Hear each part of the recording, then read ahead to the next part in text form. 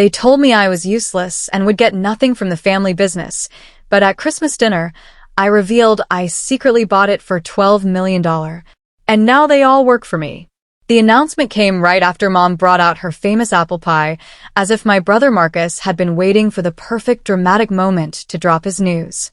The entire dining room was warm with the glow of Christmas lights, the fire cracking in the fireplace, and plates still half filled with turkey, mashed potatoes, and cranberry sauce. Everyone was laughing, talking, and passing around the apple pie when Marcus stood up, cleared his throat, and tapped his glass with a spoon. That simple gesture made the room fall silent because we all knew he wanted everyone's attention.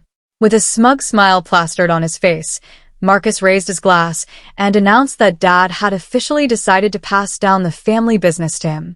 The words rolled off his tongue with such confidence that it felt like he had been rehearsing them for months. He said it loud enough for everyone at the table to hear, and he even paused after saying it, just to let the words sink in. The room was silent except for the crackling of the fire. I sat there, my fork frozen in midair, trying to process what I had just heard. The family business, the one my grandfather built from scratch and my father had spent his entire life growing, was being handed over to Marcus, without even a mention of me. I looked around the table and saw the faces of my family. My mother smiled proudly at Marcus, nodding her head like she wasn't the least bit surprised. My aunts and uncles clapped their hands together and congratulated him. My cousins whispered among themselves, some of them clearly envious, but also impressed. And then there was me, the useless one. The one they never took seriously. The one they always said would amount to nothing. I felt my chest grow tight as I sat there, feeling invisible, like I wasn't even a real part of this family anymore. Marcus continued his speech, talking about how he would modernize the company, expand its reach, and carry on Dad's legacy. He spoke like a politician, making promises about the future and acting as though he alone had the vision to keep the business alive. Everyone nodded and agreed, as if they were already seeing him as the new leader. Nobody looked at me, nobody asked what I thought, and nobody cared about how I felt. I was just sitting there, pushed to the side like a forgotten piece of furniture. This wasn't the first time I had been overlooked. For as long as I could remember, Marcus was the golden child. He was taller, louder, and more confident.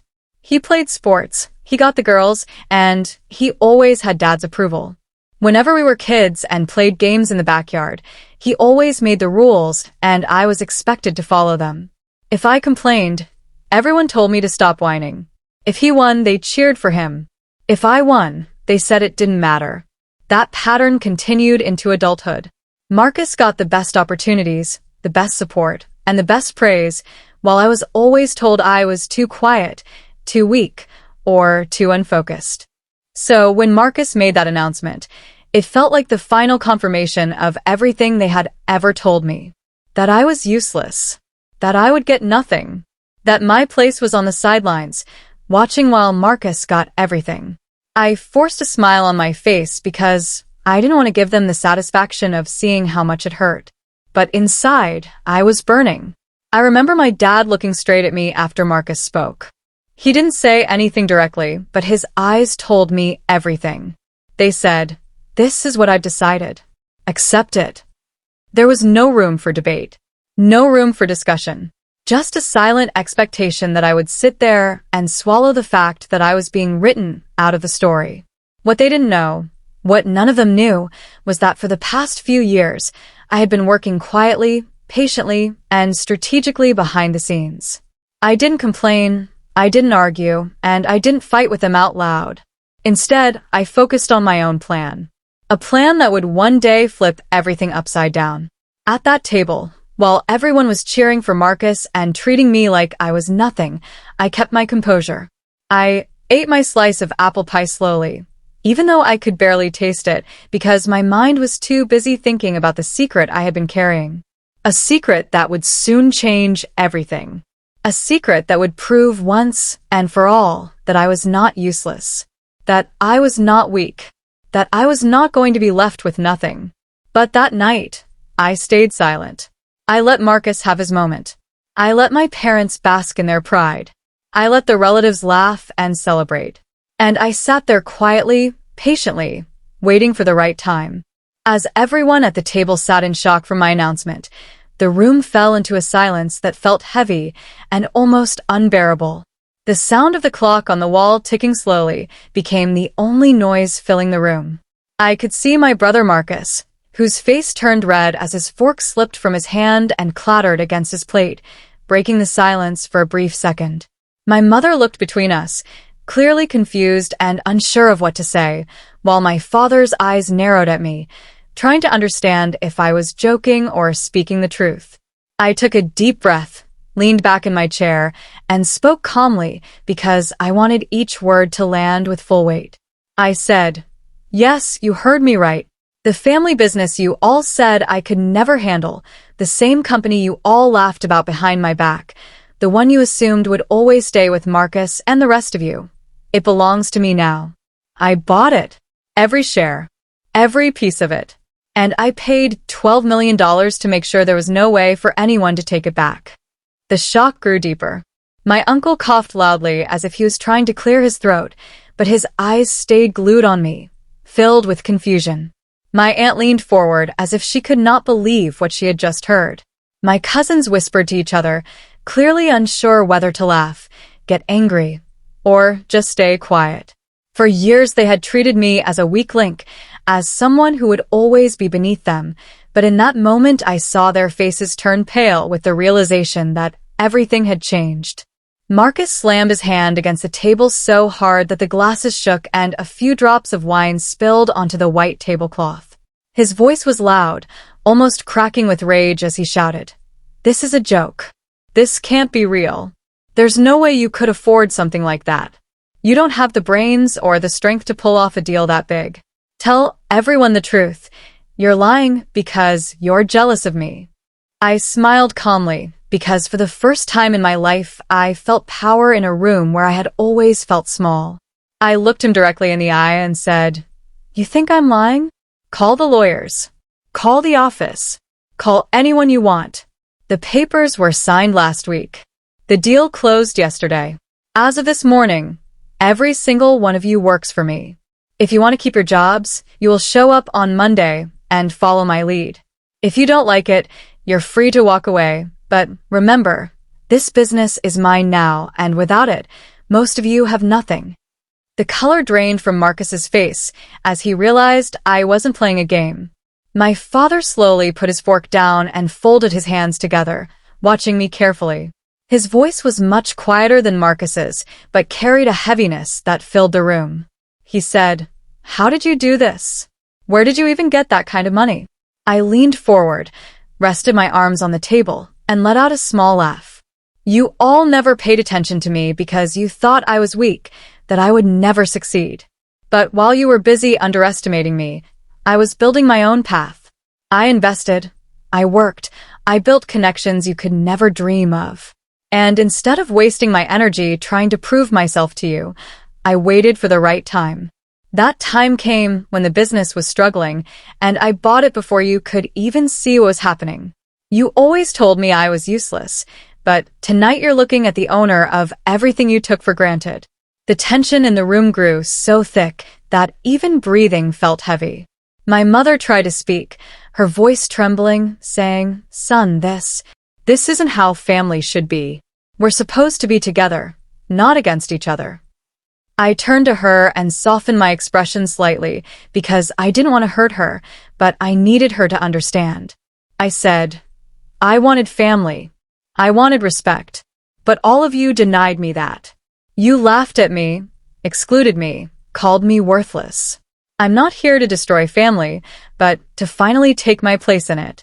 If you wanted a different ending, you should have treated me better when you had the chance."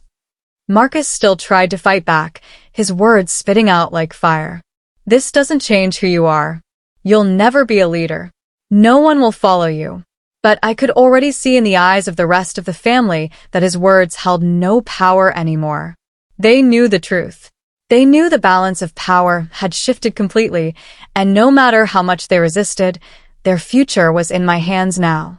The room fell silent as I finished speaking, my words still hanging in the air like a heavy curtain that refused to lift. For a moment, no one knew how to react. I could see my mother holding her breath, her fork frozen halfway to her mouth. My father's face was red with a mixture of anger and embarrassment, his knuckles tight against the table as he tried to maintain his composure. My brother Marcus looked like someone had just pulled the ground from under his feet, his expression a mix of confusion, shock, and fear. I sat back in my chair calmly, my glass of wine resting in my hand, and I felt something I had not felt in years, a true sense of power. For so long they had treated me like I was worthless, a person with no vision, no strength, and no future. But now, sitting in the same room where I had heard countless insults and disappointments over the years, I was the one holding the future of the entire family in my hands. Finally, my father spoke. His voice was low, yet filled with rage. He said, "You expect me to believe that you, of all people, bought the business? With what money? With what brains? This is some kind of joke." His words were sharp, but I only smiled. I reached into my bag and placed a folder on the table. Inside were the legal papers, the contracts, and the official signatures that proved the business was now under my name. I slid the papers across the table slowly, watching their faces pale as reality struck them. My brother Marcus snatched the papers from the table and began flipping through them with shaking hands. His eyes grew wider with every page, and he finally dropped the file back onto the table as if it had burned him. "This can't be real," he whispered. But it was real. Every word, every number, every signature proved that their business, the one they had refused to let me be a part of, now belonged to me. My mother tried to soften the situation, as she always did. She leaned forward and said in a gentle voice, "We're family. We don't have to make this a battle. Maybe we can work together. Maybe you can take a small role, and Marcus can still—" I interrupted her, my voice firm and steady. "No, Mother. There is no maybe. There is no small role for me. I am the owner now. And if Marcus wants to work there, if Father wants to remain involved, they will work under me." The words hit like thunder. My father slammed his hand on the table, his pride wounded. He was not a man who liked being under anyone, especially not his youngest son whom he had mocked for years. But the truth was there, and nothing could change it. I had made sure to close every door behind me. The business was mine, and they had no power left to fight it. Marcus looked at me with eyes full of desperation. He had always been the golden child, the one groomed to take over, the one who thought he was untouchable. But in that moment, he realized everything he believed in was gone. "Please," he said quietly, "you can't do this. You know I've spent my whole life preparing for this. You can't just take it away." I leaned forward, meeting his eyes with a calmness that only years of silent pain could create. "You took everything from me, Marcus. Every opportunity, every bit of respect, every chance to prove myself. You laughed when I failed. You mocked me when I tried, and you shut me out when I asked to be included. You thought I was weak. You thought I was nothing. But now I hold the power. And you? You will work for me, or you will walk away with nothing." The silence that followed was heavy. My mother's eyes were wet with tears. My father was breathing hard as if he had just run a race, and Marcus looked like he was about to break. For the first time, they all saw me not as the useless son, not as the outcast, but as the one in control. I stood up from the table, straightened my jacket, and said calmly, "Dinner was lovely. Thank you for the apple pie, Mother. But I have a busy schedule tomorrow. My employees are waiting." And with that, I turned around and walked away from the table, leaving them sitting in silence, each of them struggling to process what had just happened. That night, as I sat alone in my apartment overlooking the city lights, I reflected on everything that had led me to this moment. The years of pain, the insults, the mockery, the loneliness, all of it had pushed me to work harder, to build something they could never imagine. And in the end, I had not only built my own success, but I had taken the very thing they thought they could keep from me. They had told me I was useless. They had told me I would never get anything from the family business. But at that Christmas dinner, I proved them wrong in the most powerful way possible. I had bought it for $12 million, and now they all worked for me.